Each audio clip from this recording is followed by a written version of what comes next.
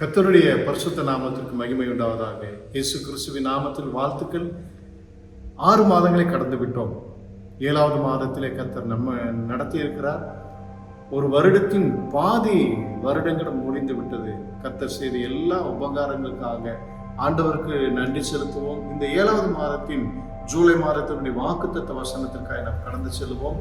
பிலிப்பியர் 4வது அதிகாரம் 19வது வசனத்தை உங்களுக்காக நான் வாசிக்கிறேன். என் தேவன் தம்முடைய ஐஸ்வரியத்தின்படி உங்கள் குறைவுகள் எல்லாம் கிறிஸ்து இயேசுக்குள் மகிமையிலே நிறைவாக்குவார். ஆமென். நம்முடைய குறைவுகளை நிறைவாக்கும் தேவன்.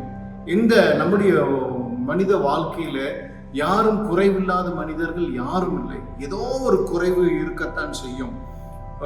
நம்முடைய வாழ்க்கையில எந்த ஒரு நிறைவான காரியத்தை நாம் சொல்ல முடியாது. எப்படியாவது ஒரு குறைவு இருக்கும்.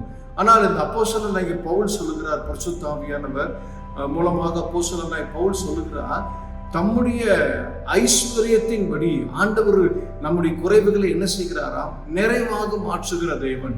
நம்முடைய ஆதியாகமத்தில் நாம் வாசிக்கும் பொழுது இந்த நம்முடைய ஆதாம் ஏவாளை ஆண்டவர் உண்டாக்கும் போது நிறைவாக ஆசீர்வாதத்தை கொடுத்தார். கவனிக்கும் பொழுது தேவன் நல்லது நல்லது நல்லது என்று கண்டார். ஆதாம் உருவாக்கப்பட்ட பிற்பாடு பார்க்கும் பொழுது மனிதன் தனிமையாயிருப்பது நல்லதல்ல என்று சொல்லி கண்டார். அப்போ தேவன் உருவாக்கினதுல ஆண்டவர் பார்க்கிறார், எல்லாம் உண்டான நல்லா இருக்குது, நன்றாக இருக்கிறது.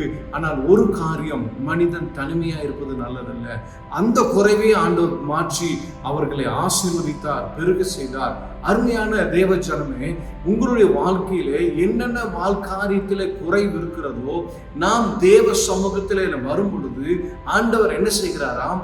அவருடைய ஐஸ்வரியத்தின்படி, இன்னொருவரிடத்துல போய் வாங்குகிறது இல்ல, இன்னொரு நபருடைய ஐஸ்வரியத்தின்படி இல்ல, அவருடைய ஐஸ்வரியத்தின்படி அவர் மகிமையிலே, அப்போ பரலோகத்தில் இருக்கிற அந்த பிரம்மாண்டமான அந்த காட்சி நம்முடைய மன கண்களுக்கு முன்பாக கொண்டு வந்தோம் என்று சொன்னால், கோடான கோடி தூதர்கள், அநேக பரிசுத்தவான்கள் தேவனை ஆராதித்துக் கொண்டிருக்கிறார்கள்.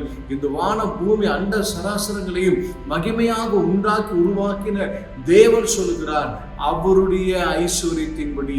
ஆமென், ஹல்லேலூயா. ஆண்டவருடைய ஐஸ்வரியத்தின்படி நம்முடைய குறைவுகள் நிறைவாக போகும்.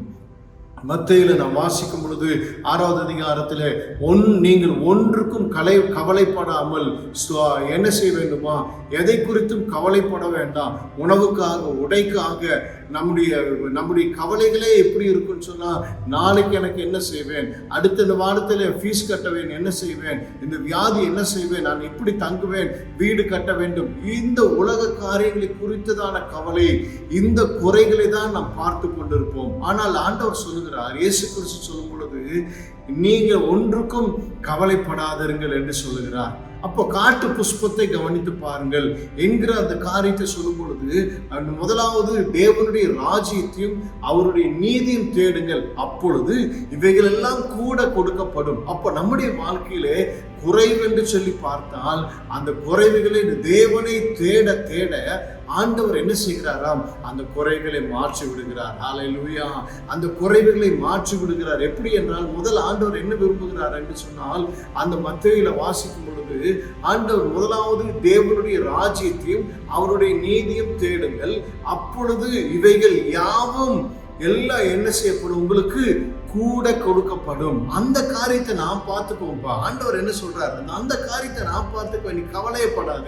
நீ செய்ய வேண்டிய ஒரே ஒரு காரியம், தேவனுடைய ராஜ்யத்தை மட்டும் தேடு, ஆண்டவருடைய பரிசுத்தத்தை மட்டும் தேடு, இயேசு கிறிஸ்துவின் அன்பை மட்டும் தேடு, இயேசு கிறிஸ்துவின் ராஜ்யத்துக்கு வர வேண்டும் என்கிற அந்த நோக்கம் மட்டும், அதை மாத்திரம் நீ தேடு. உள்ள மற்ற காரியத்தை நான் பொறுப்படுத்திக் கொள்வேன்.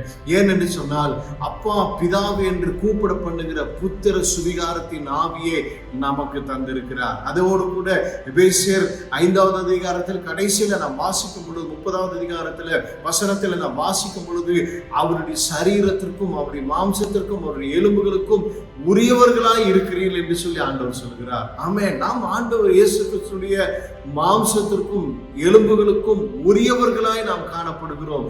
அப்ப எல்லா உரிமையும் நமக்கு இருக்கிறது. அவருடைய பரலோகத்தின் ஆசீர்வாதத்திற்கு நாம் பங்குள்ளவர்களாய் இருக்கிறோம்.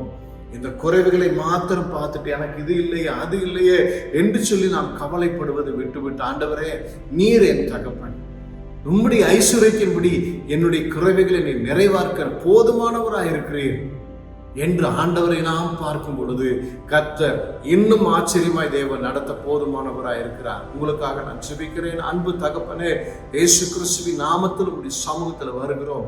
எத்தனை பேர் குறைவுகளோடு, போராட்டத்தோடு, கண்ணீரோடு, வேதனையோடு இருக்கிறார்களோ அவர்கள் எல்லாருக்கும் பரலோக மகிமையிலே தேவன் பரலோக மகிமையின் மூலமாக, உங்க ஐஸ்வர்யத்தின் மூலமாக ஒரு நிறைவான வாழ்க்கை தேவன் தரும்படி ஜெபிக்கிறோம். எல்லா போராட்டங்கள், பிரச்சனைகளே ஒரு விடுதலை உண்டாகட்டும். எல்லாரும் உண்மை தேடக்கூடிய கிருபைகளை தருவீராக. மனதார வாழ்த்துகிறோம், ஆசீர்வதிக்கிறோம். இயேசு கிறிஸ்துவின் நாமத்தில் பிதாவே, ஆமென்.